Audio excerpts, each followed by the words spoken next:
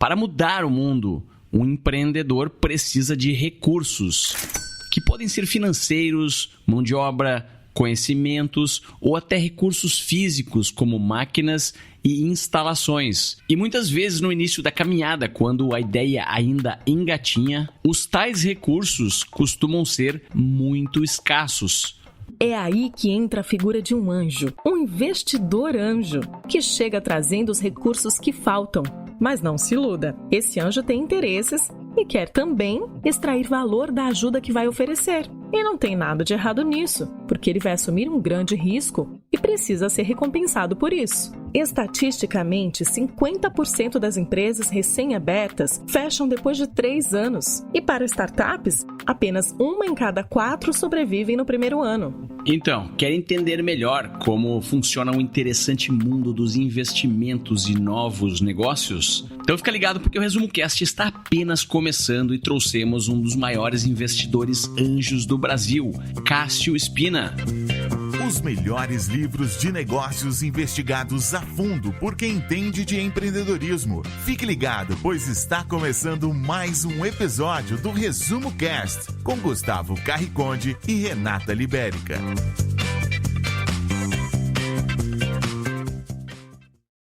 Agora vamos conhecer o autor do livro e o nosso convidado de hoje, que também é fundador da Anjos do Brasil, que é uma entidade sem fins lucrativos e conecta empreendedores com investidores.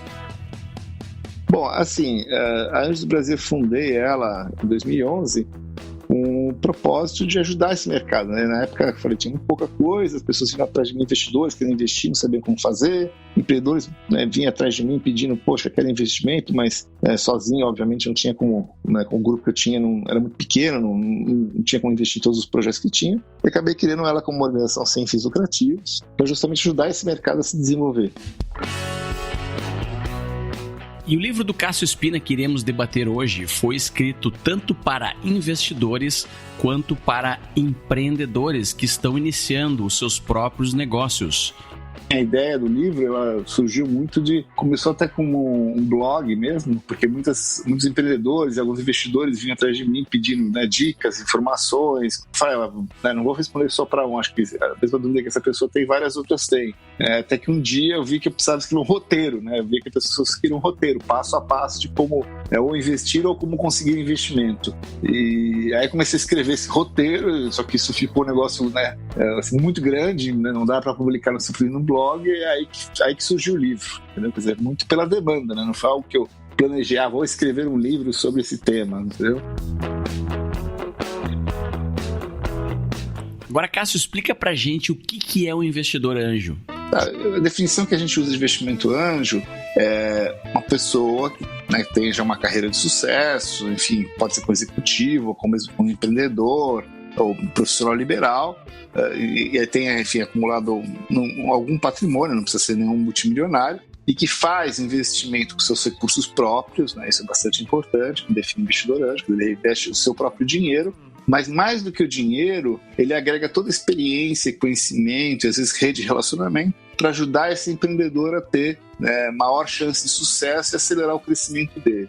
Isso tudo com base, existe um estudo que a OCDE fez em mais de 30 países, né, avaliando justamente o impacto que o investimento anjo trouxe para esses negócios emergentes, e a conclusão deles é muito enfática em dizer que o investimento anjo faz uma diferença enorme, né, para esses novos empreendimentos. Então, então acho que o mais importante é isso, não é o dinheiro em si, é muito o know-how que esse investidor vai agregar para o empreendedor.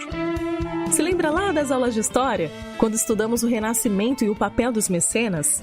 Eles eram pessoas ricas e com muitos recursos que financiavam o trabalho de grandes artistas, como Leonardo da Vinci, Michelangelo. O investidor anjo se assemelha a um mecena, já que ele fornece ao artista, nesse caso o empreendedor, os recursos necessários para realizar a sua obra, que é a construção de um grande negócio. Só para você ter uma ideia, o tamanho do investimento anjo hoje no Brasil gira em torno de 200 a 500 mil reais, chegando em alguns casos até R$1 milhão. Pense em um investidor anjo como alguém que está colocando em risco no máximo 10% do seu patrimônio. Então, se você conhece alguém que vende tudo que tem, casa, carro, para investir em um negócio de outra pessoa, esse não é um investidor anjo no contexto que estamos tentando descrever.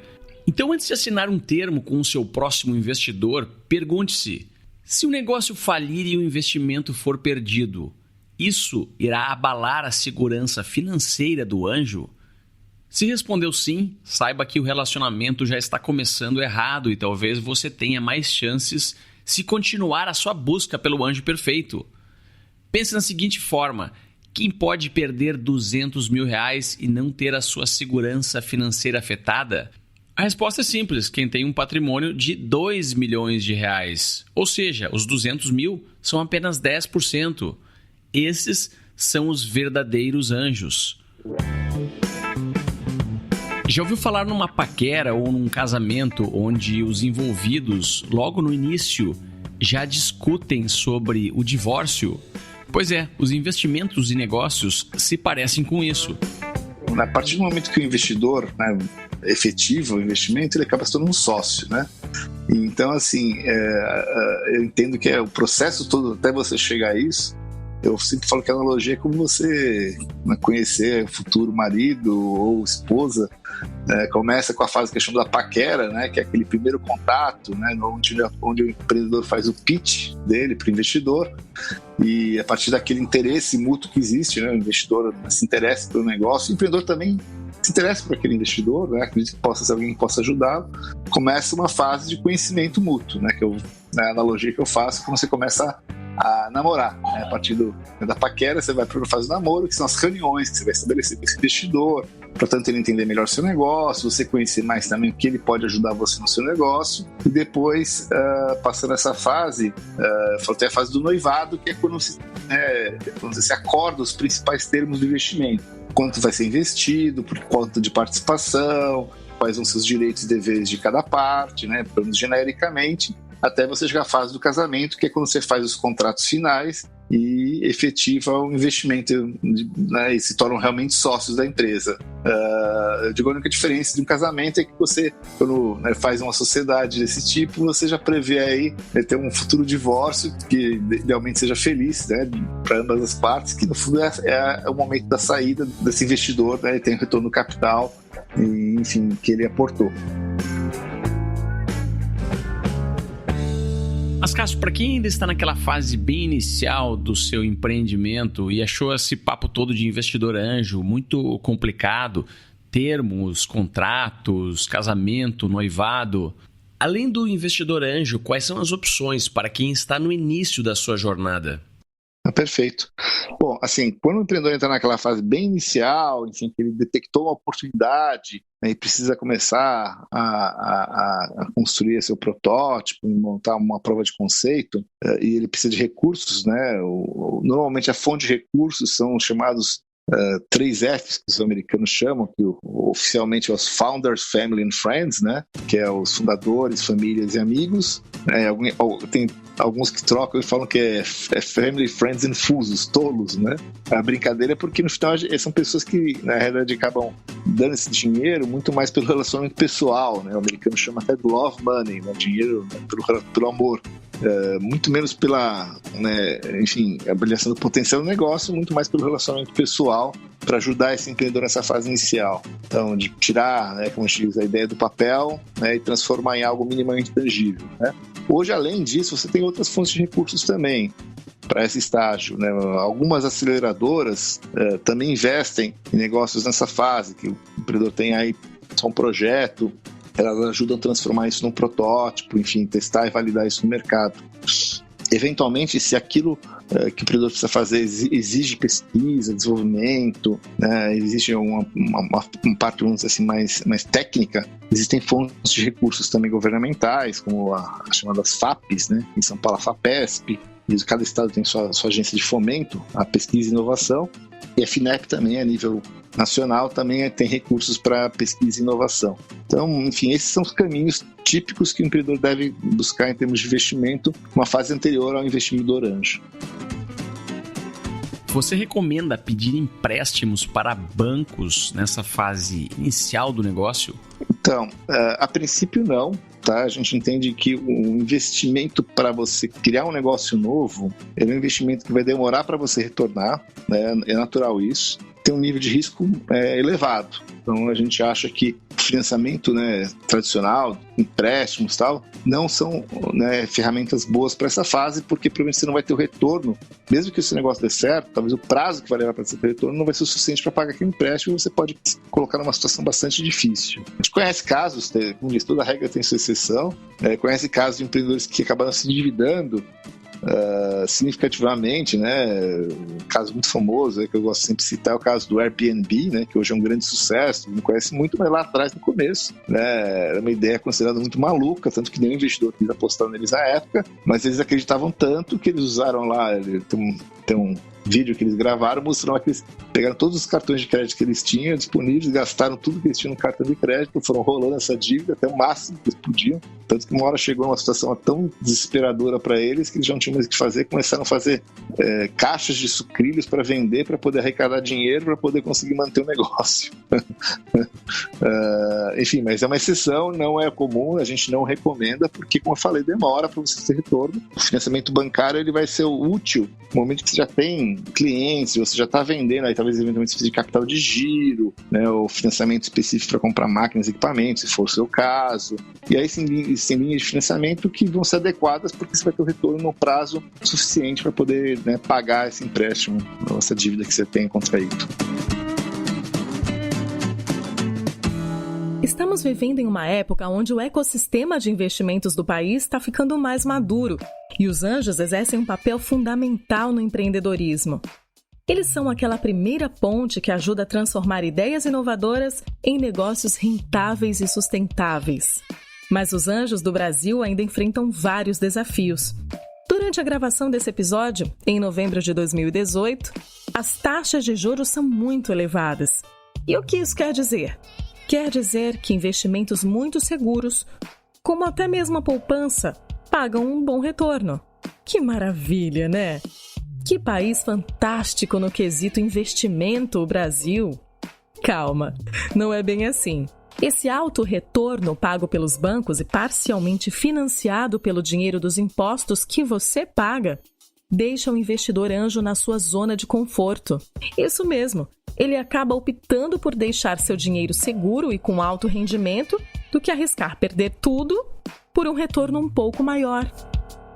Essa realidade é oposta em países como os Estados Unidos, por exemplo, onde a poupança não paga quase nada de retorno. E qual é o impacto disso? O investidor fica irritado por ver o seu capital sem rendimento e vai se educar. Isso mesmo, ele sai da sua zona de conforto e vai aprender sobre tecnologia, inovação, investimentos em novos negócios. Então, ele se sente confiante e acaba investindo em startups nesses países. Para quem ainda defende aquele estado paternalista onde tudo é dado à população, aparentemente sem ônus nenhum para a sociedade, saiba que isso é uma ilusão. O preço pago é a criação de uma nação de mortos-vivos, de zumbis que se recusam a crescer, não querem se educar, não querem se autodesenvolver, só querem tudo dado de mão beijada. E essa é a receita para criar uma perigosa zona de conforto nacional.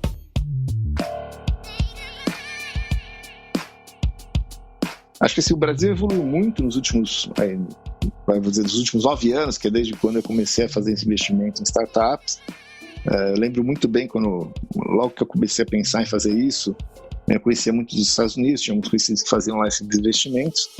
Botei no Google aqui para pesquisar, né, investimento anjo, não apareceu nada aqui no Brasil. Até já existiam alguns grupos, depois até acabei conhecendo alguns aqui que já tinham começado a fazer alguma coisa nessa área, mas era muito incipiente, né? E hoje você já tem uma diversidade enorme, né? Assim, um crescimento, apesar de toda a conjuntura econômica não ser tão favorável, crescendo muito, mas também, claro, ainda é muito aquém do que deveria ser, né? Eu gosto sempre comparando aí, por exemplo, com os Estados Unidos, onde se investe praticamente quase 24 bilhões de dólares por ano só em investimento anjo, né, sem contar venture capital, outras fontes de financiamento. O Brasil ainda, né, não chega a 1% do que é lá. Então, nesse sentido, a gente vê que a gente ainda tem uma distância grande e tem que evoluir muito ainda. Mas está crescendo, acho que isso é importante. está se desenvolvendo, enfim, mais investidores, cada vez você tem mais, e enfim, o mercado está em franca expansão. Agora pense naquele empreendedor com aquela ideia brilhante de negócio. Ele tem certeza que vai dar certo, já fez várias pesquisas, já pensou num plano de negócios, falta apenas executar, mas ele está com medo que alguém possa roubar a sua ideia. Existe um tipo de contrato chamado NDA ou NDA, do inglês Non-Disclosure Agreement. É um contrato bem simples. Ele serve para supostamente proteger o empreendedor de alguém que queira roubar a sua ideia, pois quem assinar se compromete a não falar para mais ninguém. Qual é a sua opinião sobre esse tipo de contrato, Cássio? Você recomenda um empreendedor pedir para o seu investidor assiná-lo? Não, porque assim, investidor dificilmente vai assinar uma NDA só para ver qual que foi essa ideia, né? A gente precisa reforçar sempre esse ponto. A ideia tem pouco valor. O que vale é você transformar essa ideia em algo concreto. Ideias, tem N casos, aí você pode, que a literatura diz, né? O mais famoso, até eu escrevi um artigo sobre o caso da invenção da lâmpada, né? Sempre tu não sabe quem inventou a lâmpada, foi o Thomas Edison, né? Mas na realidade, a ideia não foi ele que teve, a ideia da lâmpada elétrica já existia até muito antes. Só que ele conseguiu transformar essa ideia em algo que funcionasse, né? E gastou, né? Dizem aí que foi mais de 1000 tentativas. Então, novamente, né, o produto precisa ter clareza que, assim, né, tem que entender que a ideia dele não é o que faz a diferença. O que faz a diferença é quando ele transforma isso em casos concretos. Claro que se eventualmente existir algum segredo tecnológico, né, existem duas opções. Se for uma coisa patenteável, deve, obviamente, depositar uma patente para ter a proteção necessária, não só para o investidor, nem em relação ao investidor, em relação ao mercado como um todo. Talvez se alguém já não depositou antes a patente, se alguém já depositou antes a patente, é o contrário, né? Vai por água abaixo aí o que ele está querendo fazer. E se não for algo que não é patenteável, que é um segredo do negócio, um segredo industrial, como a gente diz, né? A famosa fórmula da Coca-Cola, ele não precisa contar qualquer fórmula da Coca-Cola, ele só precisa contar, olha, desenvolver aqui um refrigerante que as pessoas adoram, consomem muito, entendeu? Ok, depois se a conversa evoluir lá na frente, o investidor quiser realmente conhecer, aí lá na frente ele pode sim aí negociar um acordo de confidencialidade, tá? Mas nunca chegar de cara e pedir um NDA, né? Um acordo de confidencialidade, porque o investidor fala, obrigado, não tem interesse, entendeu? Nós investidores vimos aí centenas, algumas vezes milhares de projetos, imagina se a gente fosse assinar um projeto para cada um deles, né? É inviável na prática, entendeu? Deixa eu te falar agora sobre o novo projeto do Resumo Cast. Se você tem uma startup ou uma ideia de negócios, quer fazer o seu pitch para milhares de pessoas, você poderá fazer isso no novo canal que estamos criando e que chama-se Pitchcast. Um pitch, para quem não sabe, é uma pequena apresentação de um problema e a solução que você está propondo para resolver esse problema. Você deve então ser capaz de falar o seu pitch em 1 ou 2 minutos e ele serve para despertar o interesse em possíveis investidores, sócios, parceiros comerciais, freelancers e pessoas que podem vir a trabalhar com você no futuro e até mesmo clientes. Então, se você quiser uma oportunidade de participar do Pitchcast, visite resumocast.com.br/Pitchcast. Esse link vai estar no texto de descrição desse episódio. E nós estamos aceitando desde ideias de negócios que ainda não existem, até startups e empresas que já estão no mercado e buscam por investimento. Resumo Cast, livros para empreendedores. Corra atrás do Smart Money e fuja do Dumb Money. Em inglês, smart quer dizer inteligente e dumb, burro. Mas como um dinheiro pode ter inteligência? Afinal de contas, o que todo empreendedor quer é assinar aquele lindo contrato, passar os seus dados bancários e no dia seguinte tirar um extrato e se deliciar com aquele monte de zeros na sua conta. Não é verdade? Totalmente errado. Esse é o dumb money, que geralmente vem acompanhado de muita dor de cabeça. Vamos falar aqui das startups e negócios inovadores, onde as coisas acontecem em um ritmo mais rápido e desafiador. inovador do que negócios tradicionais. Quando se está resolvendo um problema novo, como um aplicativo que chama táxi, conecta GPS e cobra direto do cartão de crédito, não se tem dados históricos de performance, porque o mercado nunca existiu. Por isso, não é possível fazer projeções futuras, já que não se tem uma base do que aconteceu no passado. E isso incomoda muito investidores tradicionais. Na verdade, quem está acostumado a investir em negócios como restaurantes, supermercados e lojas, não consegue entender a incerteza do mundo das startups. A descoberta de um mercado novo requer testes, experimentações, erros e incertezas, e isso desagrada quem quer segurança. Um investidor tradicional em uma startup é considerado um dump money, porque ele só vai se sentir seguro se detiver 51% ou mais do negócio. Já o investidor anjo, que traz o smart money, sabe que um processo de validação de uma nova ideia requer uma ótima capacidade de execução por parte do empreendedor. Então, o investidor entende que ele tem que ser o sócio minoritário no negócio, deixando o empreendedor com mais motivação para executar. O smart money prefere ser minoritário em algo muito grande do que ser majoritário em algo muito pequeno. Já imaginou você lá na sua startup tendo que parar tudo o que você está fazendo para escrever relatórios semanais e preencher planilhas financeiras só porque isso está no contrato de investimento? Pois é, isso prejudica a execução. O Smart Money entende isso, mas o Dumb Money só se sente seguro microgerenciando o investimento. O investidor anjo experiente é metódico e muito bom em identificar uma oportunidade promissora. No entanto, depois que o investimento é feito, ele dá espaço para o empreendedor realizar a sua obra. Como a Renata falou, Smart Money não significa que a nota que você recebeu como investimento é mais inteligente. O Smart Money está muito relacionado com o comportamento de quem vai lhe dar o investimento. Imagine uma situação onde o Bill Gates investe na sua pequena startup. Tudo bem, isso é um exagero, mas acompanhe meu raciocínio.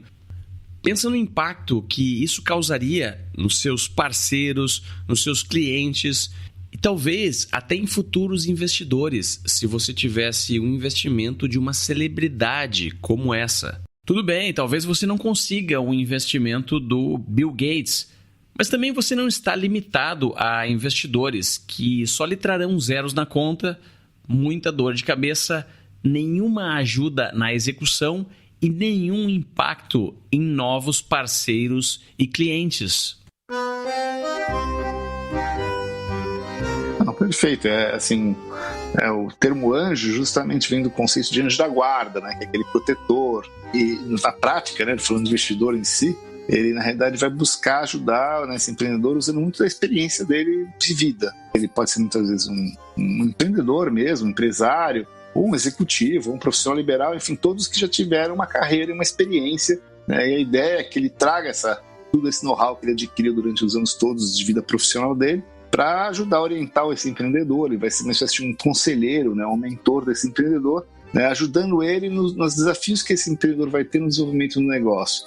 Pode ser desde dúvidas básicas, às vezes, né, se o empreendedor, por exemplo, não tem um know-how muito grande como fazer um planejamento orçamentário financeiro, né, muitas vezes pode ser um investidor que tem esse know-how. Eu digo sempre até que é importante o empreendedor buscar investidores que sejam complementares às competências dele, né? Não simplesmente achar, vou achar um investidor que conhece muito do negócio. Ok, pode ser bom, mas também conseguir investidores que às vezes têm outros conhecimentos podem complementar aquilo que o empreendedor não tem, né, tanto expertise. E, além disso, claro, vem muito também às vezes rede de contatos, de relacionamento. O próprio fato, né, de um cara ter investido na empresa já ajuda esse empreendedor quando ele vai se apresentar perante clientes, parceiros. Normalmente é muito comum, né, ele se apresentar e a pessoa pergunta, mas quanto tempo tem sua empresa? Né? Às vezes a empresa tem 6 meses, tem 1 ano só. Isso sempre mostra uma certa fragilidade, mas a hora que ele agrega, não, mas eu já tenho investidores que investiram numa empresa, isso de certa forma é um respaldo, é uma validação no negócio dele. Então eu digo, só isso simplesmente já é valor agregado. Claro que o objetivo é que o investidor agregue muito mais que isso. Mas, enfim, acho que tudo isso faz um conjunto que potencializa esse negócio. O empreendedor dá mais, enfim, como eu falei, chance de ter mais sucesso. Não é garantia, né? Não existe garantia nenhuma. O risco é para ambos, é para o empreendedor e para o investidor. Mas, enfim, a gente vê que as estatísticas mostram sim, que negócios dão mais certo com todo esse know-how junto com o empreendedor.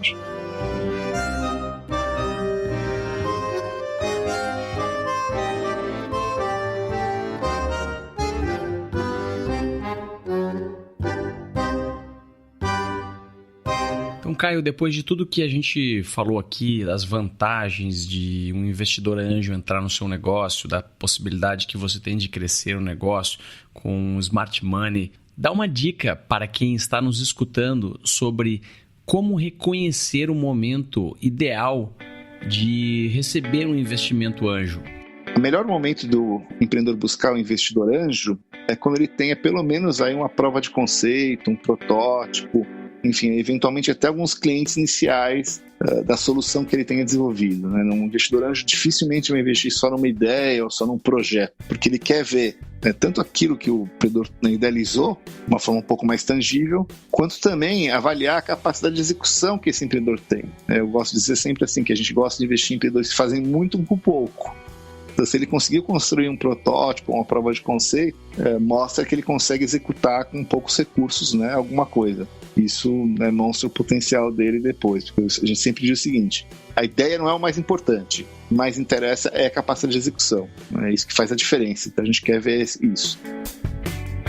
Fala um pouco sobre os materiais que o empreendedor precisa preparar para apresentar a sua ideia aos investidores. Bom, acho que assim, a primeira coisa ele tem que ter, além de ter o protótipo, a prova de conceito dele desenvolvido, fazer um planejamento mínimo, bem básico, não precisa ser nada muito elaborado, mas que minimamente demonstre para que ele vai usar o dinheiro que ele está buscando, e quais são os resultados que ele espera obter nos próximos 12 a 18 meses com aquele recurso que ele obteve. Idealmente a gente diz que o capital que ele obtém deveria durar esse prazo de uns 18 meses, que é o suficiente para ele poder levar o negócio para um outro patamar e buscar eventualmente, se for necessário, um novo investimento, aí talvez até com um fundo de investimento. Então esse começa por aí. Claro, ele vai precisar preparar também uma apresentação, demonstrando todo o negócio, explicando, mostrando qual é a inovação, qual é o mercado que ele busca obter, quais são as vantagens competitivas, o modelo de negócio, tudo mais.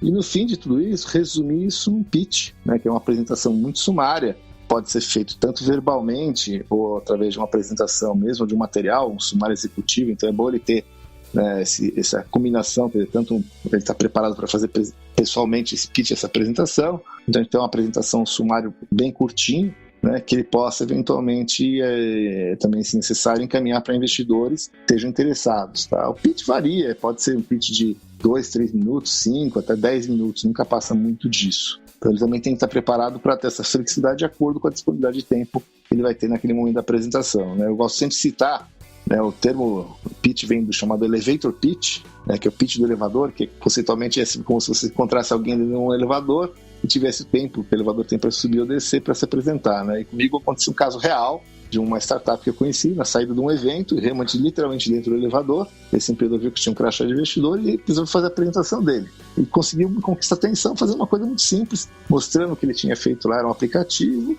Ele mostrou para mim o que ele fez, que ele mostrou a capacidade de execução dele, me falou que já tinham clientes, inclusive, pagando para usar esse aplicativo, ele mostrou que existia demanda de mercado. Isso, obviamente, chamou minha atenção e, a partir daí, claro que a conversa se estendeu depois do elevador. Então, para mostrar que é sim possível você, às vezes, em 1, 2, 3 minutos, às vezes até atrai atenção, que é o objetivo do pitch é esse. O pitch não é para você explicar detalhadamente seu negócio. Cássio, depois de ter visto centenas, talvez milhares de pitches, quais são os maiores erros que os empreendedores cometem quando estão apresentando as suas ideias para os investidores? Sim, tem coisas que são clássicas que a gente diz, de erros. Primeiro, o empreendedor falar que o negócio dele tem risco baixo. O empreendedor vem tentando, para tentar, assim, de alguma forma, minimizar, mas a gente diz o seguinte, o empreendedor que fala isso tem algumas possibilidades. Ou ele está subestimando o desafio que é construir um negócio novo. Obviamente, é um empreendedor que a gente já vê que já não está preparado para o desafio que é empreender. Ou ele está fazendo algo que é tão óbvio, né, que provavelmente não vai ter vantagem competitiva nenhuma em relação a ninguém. Então também não é um negócio que seja interessante. Então esse é um erro clássico que a gente vê recorrentemente, né? Outro erro também que é muito comum que a gente ouve, às vezes a empresa fala, né, que com 1% de market share minha empresa vai ser bilionária, né? E também esse é um erro muito, né, recorrente. E eu sempre respondo o seguinte: ok, então se você tem 1% de market share, por quem tem os 99%? Porque quem tiver os 99% é quem eu vou querer investir, né? Muito bom. Porque quem tem 1% não é irrelevante esse mercado. Então, enfim, esses são alguns tipos de exemplos de erros, né? Tem vários, né? Tem uma coleção que como a gente sempre diz. Eu acho que o empreendedor é importante ele realmente ver outros pitches, inclusive ler bastante, né?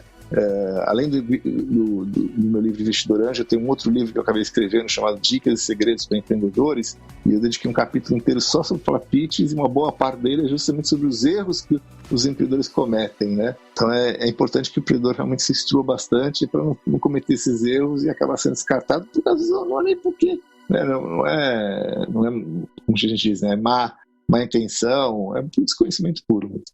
Cássio, qual é o normal de participação que o empreendedor deve entregar do seu negócio para um investidor anjo? Assim, o normal de participação que o investidor, normalmente uma rodada inicial, investidor anjo, né? É que a gente está entre 15% a 20% no conjunto, né? Porque muitas vezes o investimento é feito por um grupo de investidores anjo, né? Podem ser 5, 7, às vezes até mais, 10, 15 investidores anjo. Então, a soma total deve normalmente girar nessa faixa de 15 a 20, tá? Pode existir casos um pouco mais, tá? Depende muito se esse negócio vai precisar de rodadas subsequentes, né? Porque cada rodada que existe de investimento, você vai sendo diluído. Né? O que a gente não quer é que esse empreendedor seja diluído extremamente, né? Quer dizer, a gente diz assim, o investidor chegue lá no final, o empreendedor chegue lá no final e tem uma participação muito pequena, porque aí ele perde interesse para o próprio negócio. Então, a gente quer que sempre o empreendedor tenha uma participação relevante nesse negócio. Então, isso que precisa ser analisado, né? Como eu falei, também não tem regra de ouro, não dá, tem que ser tanto. Isso é um número médio que pode ter um pouco a mais, né? Às vezes um caso excepcional um pouco a menos, também não pode ser muito pouco para o investidor, mas também, se ele não tiver perspectiva de ter retorno sobre o investimento, né, ele não vai ter interesse para investir nesse negócio. E outro problema também é assim, se você supervaloriza esse negócio no começo, quando você for captar uma rodada seguinte, pode ser que, né, o investidor seguinte não aceite pagar pelo valuation que você conseguiu na rodada anterior. E aí dá um problema enorme para você, né? Uma vez aconteceu isso, a empreendedora veio uma vez se gabando, dizendo que tinha captado R$1 milhão por 10% da empresa e ainda não tinha nem protótipo ainda, né? Avaliando a empresa dela em R$10 milhões, né? Vai fazer ideia. Olha, parabéns pra você, só que se prepare e use esse dinheiro muito bem, porque você não vai captar mais nenhuma rodada seguinte, tá? Ou pelo menos vai ter que crescer muito antes de captar, porque dificilmente um investidor agora faço o protótipo, vou buscar outro investidor, dificilmente alguém vai querer investir, um investidor experiente vai querer investir num valuation desse, entendeu? Logo de cara, assim, entendeu? Então, enfim, é um cuidado que o empreendedor também tem que tomar. Não adianta ele supervalorizar o negócio achando que está fazendo um excelente negócio, mesmo que algum investidor aceite investir nessas condições, que depois ele se prejudica lá na frente, tá? Em relação a como calcular o valor do investimento, é bastante importante, né? O empreendedor não pode chegar e falar, eu quero R$1 milhão, né? Mas por que 1 milhão? Né? Você vai ter que demonstrar, falar, não, porque eu vou precisar desse recurso para contratar esses funcionários, né? Isso vai demorar tanto tempo para eu conseguir gerar receitas maiores, que vão poder gerar isso aqui de retorno. Então ele tem que fazer um cálculo mesmo, uma projeção. A gente sabe que nunca vai ser exatamente aquilo que ele projetou, mas minimamente tem um dimensionamento de todas as despesas, gastos que ele vai ter e quanto de receita ele acha que consegue obter, né? E novamente, tentar fazer esse recurso, esse investimento que ele está captando, durar aí pelo menos idealmente 18 meses, né? Para que ele não tenha que ficar captando o tempo todo. Isso é uma coisa que dá muito trabalho, consome um tempo, tira o foco do negócio. A gente não quer também investir nele.